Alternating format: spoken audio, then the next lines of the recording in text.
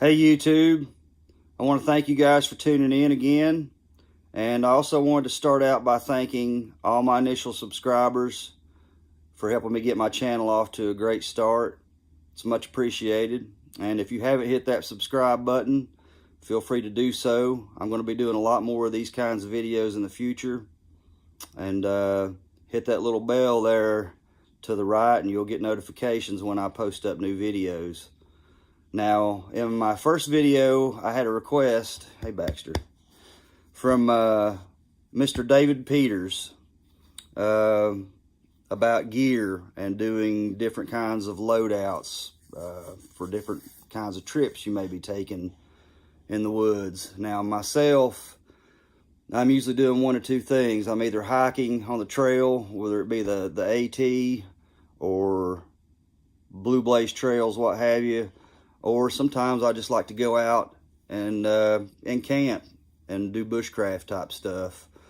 So I try to concentrate my two packs to fit those needs. So today what I'm going to be doing is doing an inventory of all my gear, prepping for the 2019 season, and seeing exactly just what I'm short on, what I can do without, and try to minimize my loadout for each pack. So let's take a look and see what we got.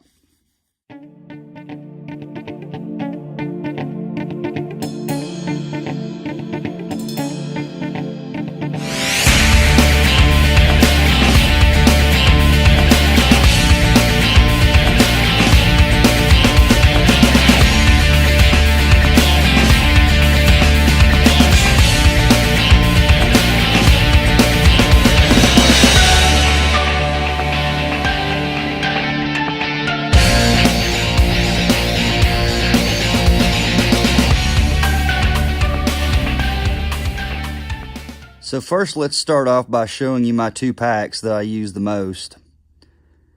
On the left, we have the Frost River Isle Royale. It's a frameless pack made of canvas. Excellent construction. I've got about 3.5 years of good solid use out of this one so far, and it has stood the test so far, and I'm very happy with this pack.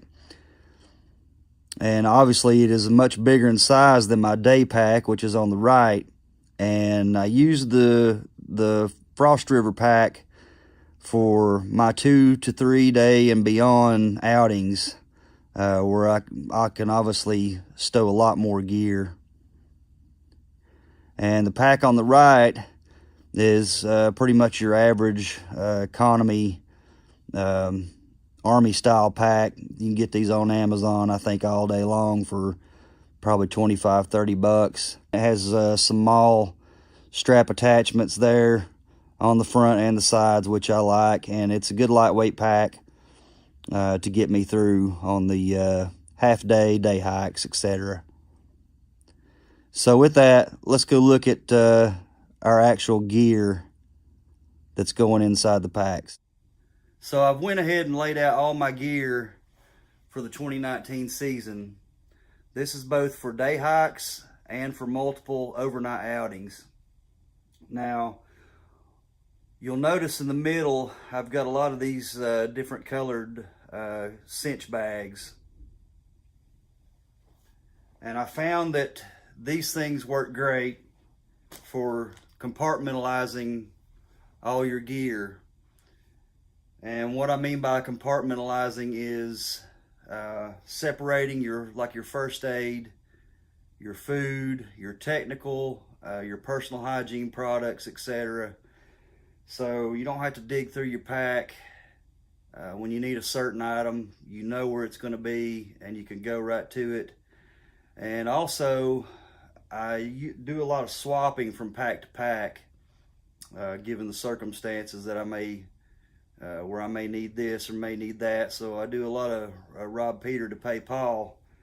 So where I will take, you know, say I'm going on a day hike, I know I'm going to need my food pack, I know I'm going to need my technical, I'm going to need my small first aid kit, I'm going to need my fire kit, braces, etc. basically the bare minimum. But I found that compartmentalizing this stuff definitely helps speed up switching back and forth, and it definitely makes life easier when you're out there and you're going through your packs, getting this and that. Now, I've got my tools here. I've got my main knife is my MoraKnife. I keep that on my person. My backup is my Schrade, and then I've got a small pocket knife.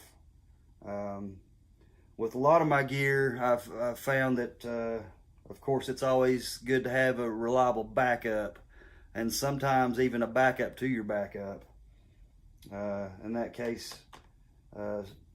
it's certainly true with your blades, because that's a very critical tool, of course. I also have a multi-tool. This is my Leatherman.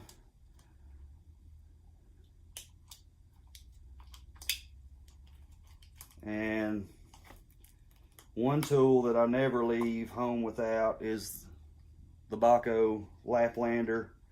I take that on my day hikes and my overnighters, of course. This saw, I've got about 3.5, 4 years of use in it, and this thing is a workhorse. I not only use it on the trail for cutting resources for shelters and whatnot, but I use it around the house for clearing out brush and stuff that encroaches on my driveway. But this thing is great. You can get these for about 20 bucks, 22 bucks I think now on Amazon, and I bought these for gifts for my kids, my stepdad, anybody I know that's into outdoors. These things that's a critical tool. And for my longer trips, I always take my Gransfors, I think it's how you pronounce it, Gransfors Bruks 4 stacks. These things are great. I did a lot of research on these, and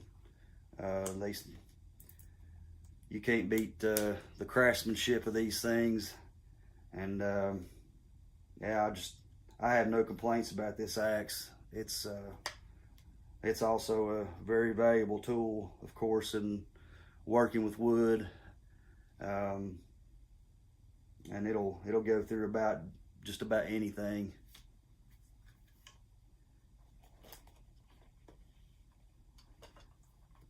And I've got just some travel binoculars here. I'll take these on day trips mainly, for sightseeing, stuff like that. And I also have this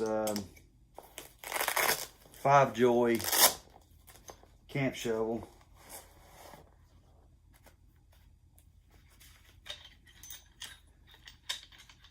You just loosen the handle,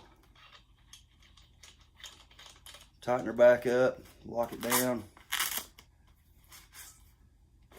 This thing is a pretty good little shovel. You got a serrated edge right there, a little saw. You got a sharp edge over here for cutting. I've done a little bit of cutting with it. It works okay, but this thing is really made for digging, let's be honest, and it does great at that. And of course it has a few other little pluses for it as well. You've got another blade here with a serrated saw on the back, and got a little ferro rod in the handle. I love things that are multi-purpose. You get a lot of uses out of one item, and this one definitely fits that bill. Handle just screws in the back of that shovel to give you a little bit more support there.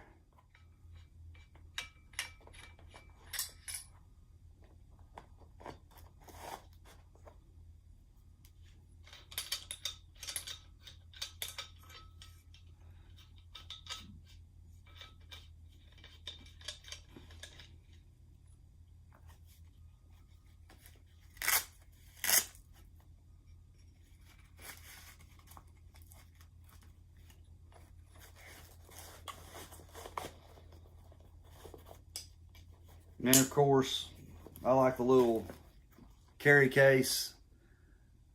Got an adjustable strap. That's pretty handy. You got straps on the back if you want to strap it straight to your belt. Pretty cool little tool. And I've got about 30 feet of paracord here. I take that day trips, and of course I'll probably take a lot more of this when I do my multiple night outings, when I'm doing bushcraft type stuff.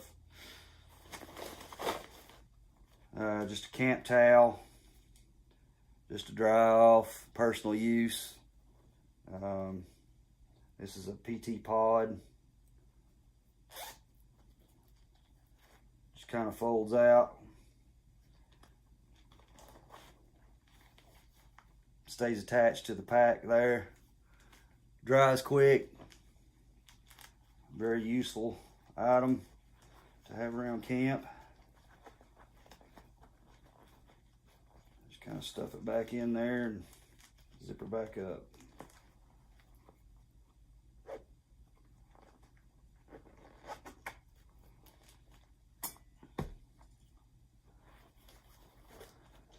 Now to my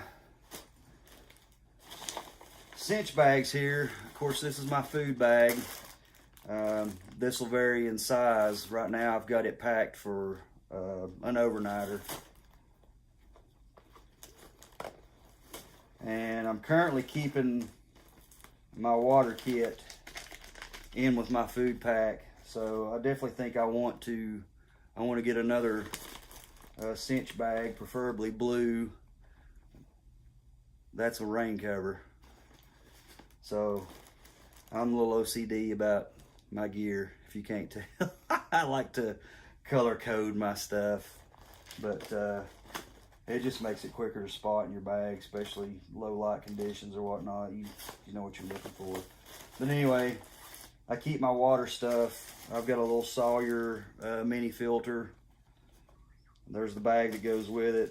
This thing's great.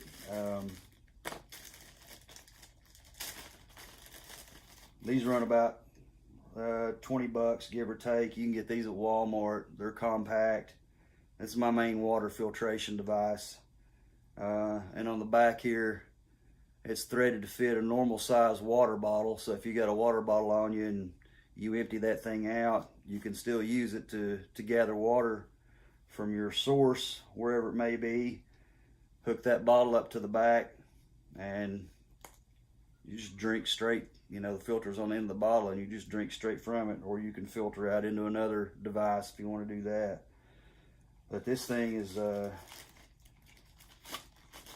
very handy.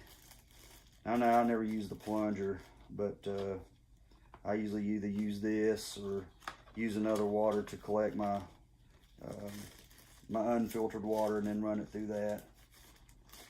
Poked a hole in my bag there. And then I've got a backup for that, which is the Lifestraw. I haven't even opened this yet, so that's if I lose this or something happens to it, I know I got a backup.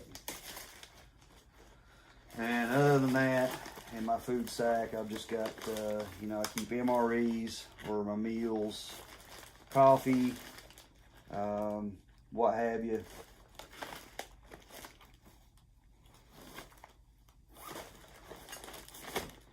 And technical. And this is where I keep all my tools that I normally don't carry on my person, such as my light sources, these hand warmers. I'm not sure about how much stock I put in those things yet, but I'm gonna try them. Those are new, kind of a stocking stuffer I got. There's a backup light source, and I use this a lot in my tent or around camp.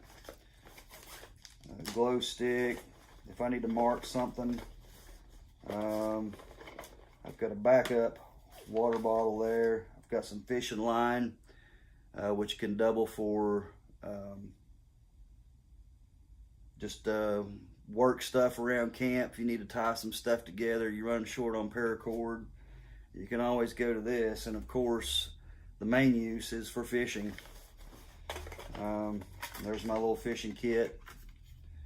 I keep sinkers, hooks.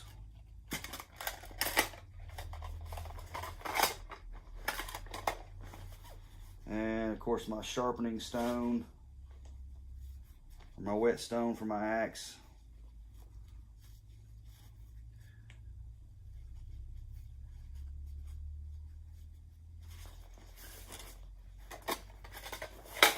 That's all I got in my technical bag right now. And one thing I am missing from this bag that I need to restock up on is batteries. Obviously for my lights. And now I'm going to be carrying camera gear as well, so that's going to add to the weight of that one. I'm going to need backup batteries for that stuff as well. Got my little glow stick here. Now, first aid kits. I have two different kits. One is a little beefier than the other.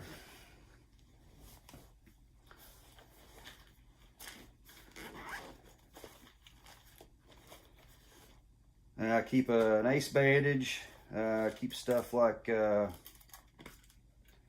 Band-Aids, burn gel, of course, safety pins, some bigger bandages. There's a wrap. Keep some Tylenol, pain med, Benadryl, some heartburn medicine, some stool softener, and there's some Sudafed for sinus stuff. You know, and this is basically, you know, depending on your own personal needs, you know, your first aid kit may vary, but that's pretty much the gist of mine. Now, one item I am missing from this one and my other pack is Imodium AD, which is an anti-diarrheal or anti-diarrhea medicine. Of course, that, you know, diarrhea is a very bad thing to be dealing with when you're out hiking and whatnot. That can take you down pretty quick if you know, you start getting sick in that respect. You're going to get dehydrated a lot quicker. So actually that Imodium is pretty important. So I do need to restock both of my first aid packs with that. And this one, this is my Beefier First-Aid Kit. I take this on my overnighter treks, and I've got enough material in this one not only to treat myself but to treat other people as well, you know, for obvious reasons. You know, I've got some gauze, bigger bandages, burn kits, gloves, pretty much all the same kind of meds I've got in my other kit there. There's a old snake bite kit. I keep that, but I don't know how much faith I put in those things. They say that you're supposed to just get the heck out of Dodge and get to a hospital and try to suck venom out with those things, but whatever. And I keep these blister packs. I found these things are very critical to have. As soon as you start getting a blister, of course, that can feel like a knife shooting into your foot or your ankle, and that can hinder your speed on the trail or whatnot, or getting out of there. So it's something as simple as just, you know, a little medicated bandage to go over your blister. Can be a lifesaver, really. I've used these multiple times. Another Altoids kit, some Band-Aids, safety pins, and that's about it for that one.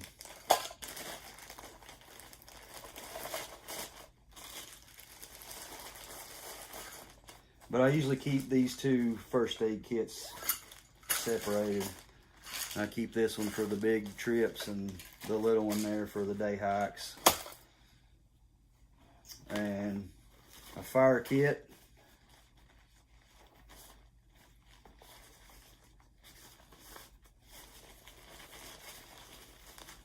And you notice I keep a lot of stuff in these plastic bags, and you may be asking, well, you know, you've already got it in a, you know, one of the cinch sacks. Why do you keep it in the bags? Well, it's an extra layer of protection from moisture, of course, and you can double duty with these Ziplocs. You can catch water with them if you need to.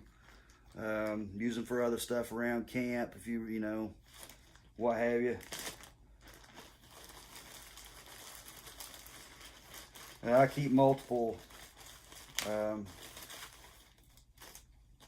resources here in my fire kit to get fire going. There's an extra baggie. Now these little things are cool. Just a quick way to start some fire is good old dryer lint. Pull that out of the dryer instead of throwing that in the trash can. Just keep that stuff. That's a good size wad there, but I'll stuff them in these little toilet paper tubes and just kind of bend them over there. And you know, if you're in a hurry, those things will go up pretty quick. You can either take that dryer lint out and fluff it, you know, get your spark or your flame on it, and you got a fire going pretty quick. Or you can just, you know, light that whole thing together, tube and all. You know, you'll get the same effect. Vaseline, that has multiple uses, of course, for first aid, obviously, and it's a great little addition to your fire kit, because this will actually help you get your fire going in some cases. Matches. I've got a flint in this bag and a candle. Candle's another backup light source, and you can start a fire with it. You know, just light your candle, get your little wax drip on your tinder, and that'll speed along the process. And there's another flint, another box of matches, and worst case scenario, I've got some of these trioxane tablets, which they're these things have been through the ringer. That one's all crushed and everything, but I keep a box of these, and I always keep these in my pack, whether it be day pack or whatever. But if you're in a complete downpour and you've got nothing but wet stuff to work with, this is probably your best shot at getting a fire going quickly. They're just little wafer-like tablets. Open this up, put this under your tinder, preferably, is, you know, the driest thing you can find, like this little wafer, and it'll burn white hot and get your tinder going.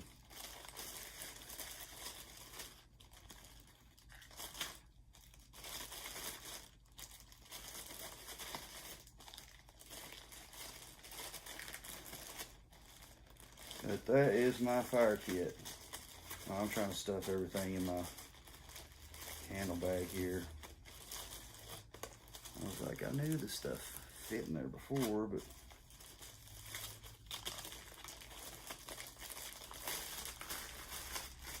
but yeah. And more oftentimes than not, you know, instead of separating my fire kit, I try to keep it all consolidated, and I'll take that on my day hikes and my overnighters. You know, I may re-up on some of this stuff, and you know, obviously I need to have a lighter. I used to carry a lighter as well, and I just got out of the habit of carrying it, but it's good to have one of those.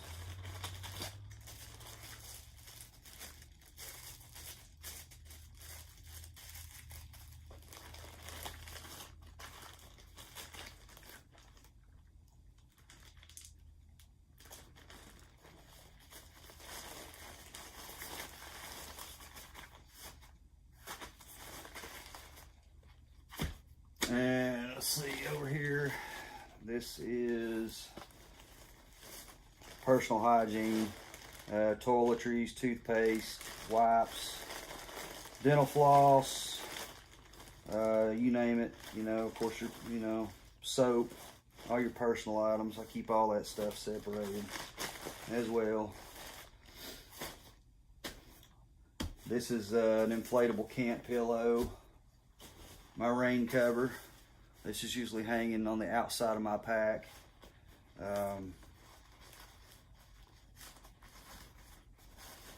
It's one of those deals where it just kind of comes out of the cover there real quick, and it's got an elastic band around it, slashes around your pack.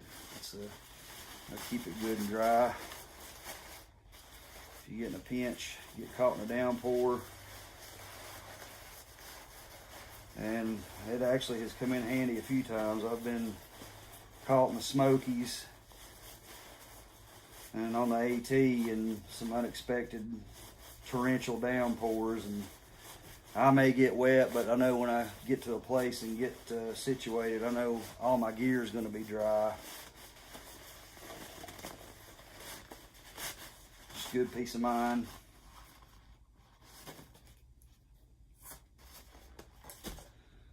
And I also keep a couple of knee braces for some of you guys that may have ailments, you know, like if you're older like me. I'm 44, and I've punished my ankles and knees over the years, and you know, sometimes you're doing these multiple mile long hikes and stuff, it starts to wear on my knees, so I always keep one of these handy.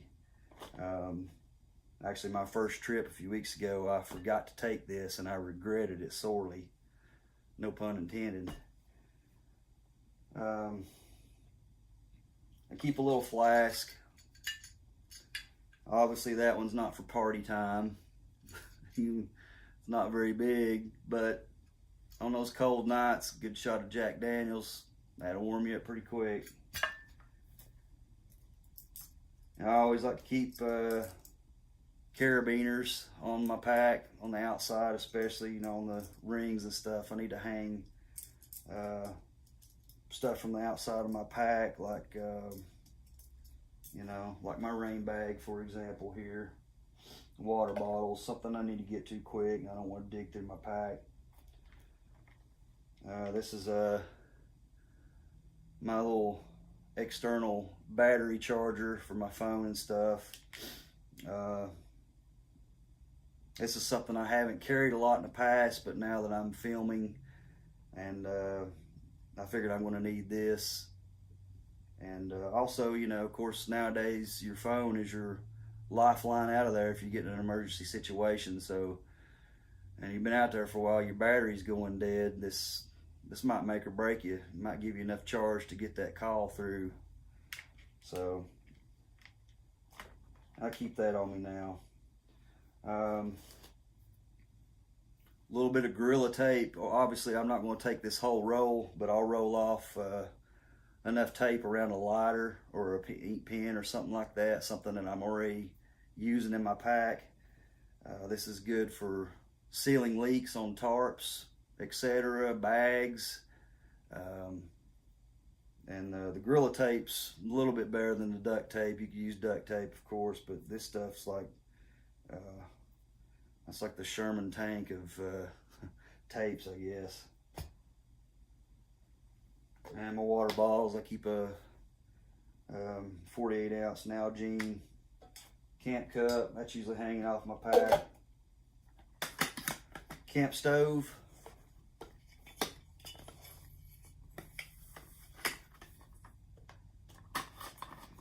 Now these are great for day hikes. It's pretty basic, you know. You've got 2 different size pots. Gas can goes in there. That one's low, but I got a full one here. And you got your flame unit. Just hook that onto your gas tank like so. And there's your on and off. Controls your gas flow. Just light her up, start cooking. But I love this little stove. It's served me well on many trips. But mainly for hiking, you know, I'll use it around in camp and stuff when I'm doing my hikes and whatnot. Now when I get into, if I'm just going out and doing the bushcraft type stuff where I'm going to be in place for a day or two, that's when I'll take my little skillet here. That's just a little personal, I think it's an 8-inch skillet, and I got a little lightweight camping grill there that I can slide down in the back of my pack. That thing weighs virtually nothing, and that's just something I found in the woods. I cleaned it up, and you know, it wasn't in bad shape, and I was like, well, that'll make life easier, so I've kept it and I use it.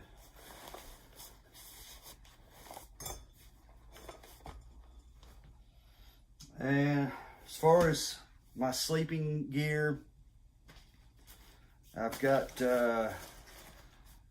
different options I can go with that.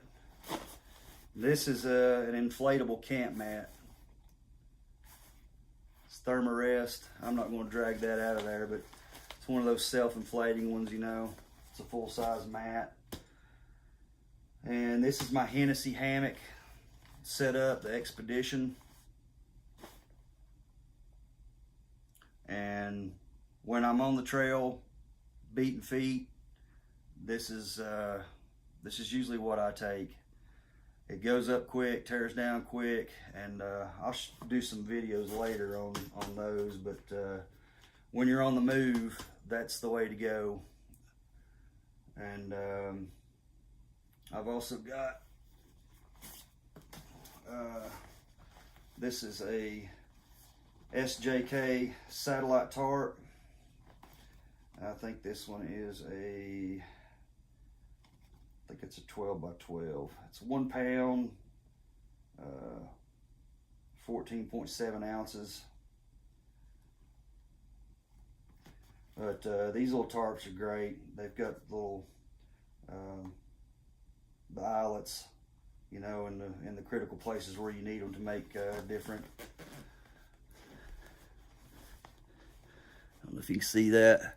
You can do different camp designs there, or different shelter setups, depending on what you want to go with.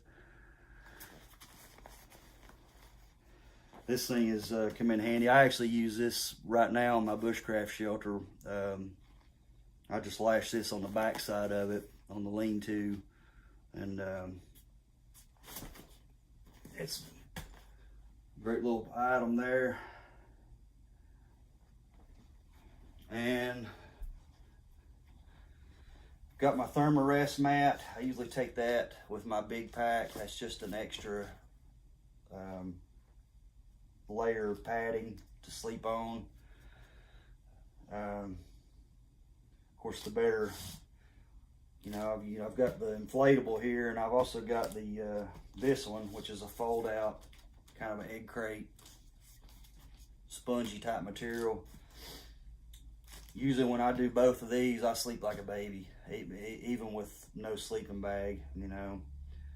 I can usually lay that out on top of this, and I've got my bivy sack, which is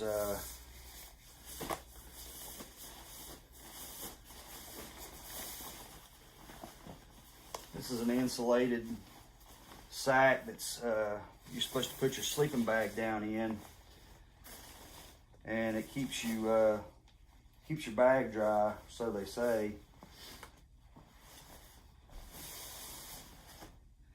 And I've used this a few times. Sometimes I've got a little bit of moisture in on my bag, and there's been other times where it's kept me relatively dry. But I think, you know, the more layers you have, I obviously can't rely solely on this to keep my sleep system dry. But in short of, you know, minus carrying a big bulky sleeping bag, which I've done away with now, I get by with using this old ground tarp. It's lightweight. It's a rubberized tarp. This is actually from when I used to do Civil War reenacting. These things are absolutely fantastic. There will be no moisture get through this thing. So if I lay this thing out, rubber side down, and it's about the right size, you know, for your entire body to lay out on. I lay that down, lay my bivy sack out on that, get in my wool blanket, which is underneath all my gear here. And then I've got the 2 mats on the bottom. I sleep pretty well outside.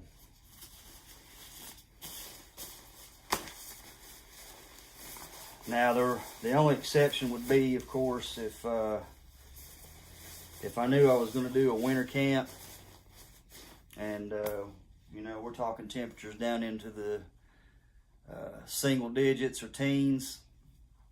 I'm not gonna lie, I'm probably gonna take a sleeping bag, at least a light one, just to have some insulation, you know. But for spring, summer, and early fall, I can get by with that sleep setup pretty easy.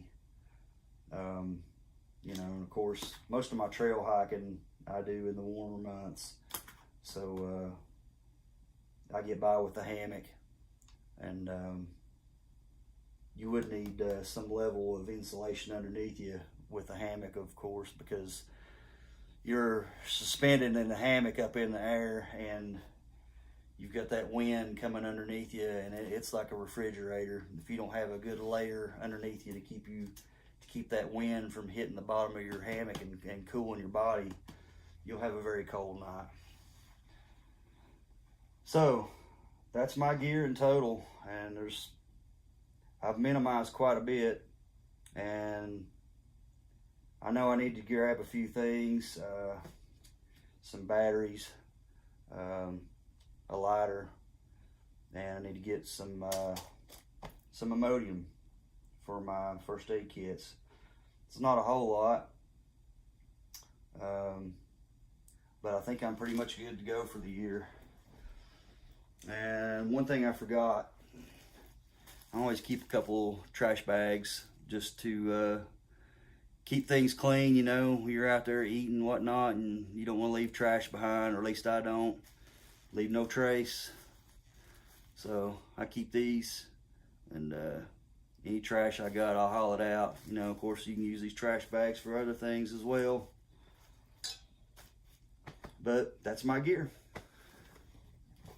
And one more thing I wanted to talk about was on my Frost River pack. My friend Dark Lord J-Rod Vader and I did a review on this pack a couple years ago, and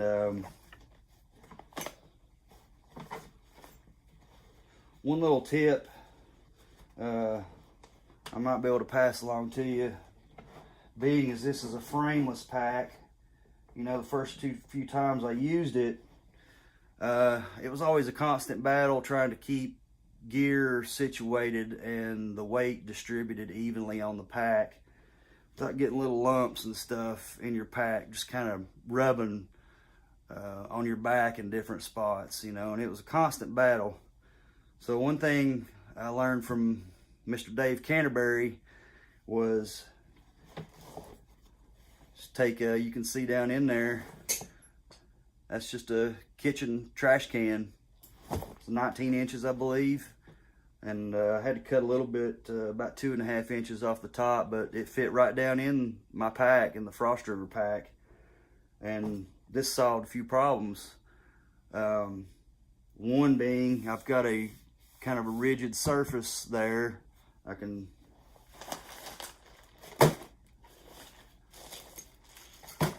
toss my gear in.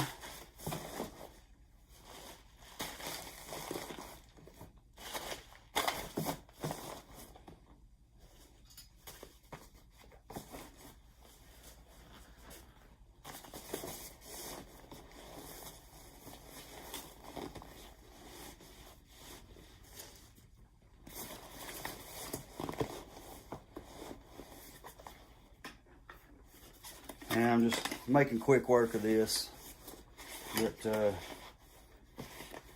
you get the point.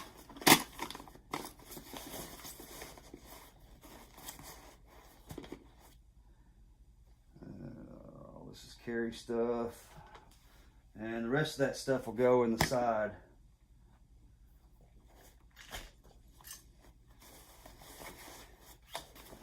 But no matter how you pack it,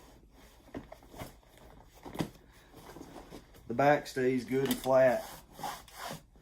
You don't have to worry about that problem anymore. And if you're getting a fix, you've got that trash can in the back of your, or in your pack here.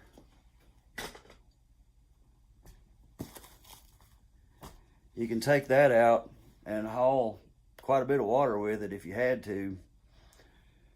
Or you could poke holes in the bottom of it, hang it up in a tree, make a shower out of it.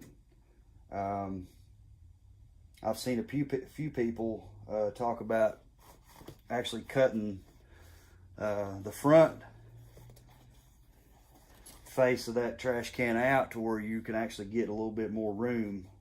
You know, you don't have that flat edge stopping it. You can actually probably get a little bit more space in there. But for now, I want to keep it like it is. You know, I haven't decided yet. If I start getting, if I need the space, I'll do that. But for right now, I kind of like having it solid all the way around. But it's still a good idea. All right, so that's my gear loadout for 2019. I want to thank you guys for tuning in. Hope you found this video informative. Maybe learned a little something. And if you have any tips, tricks, or suggestions for pack loadouts, etc., feel free to comment below and share your information with us. Until next time, keep climbing that mountain. We'll catch you later.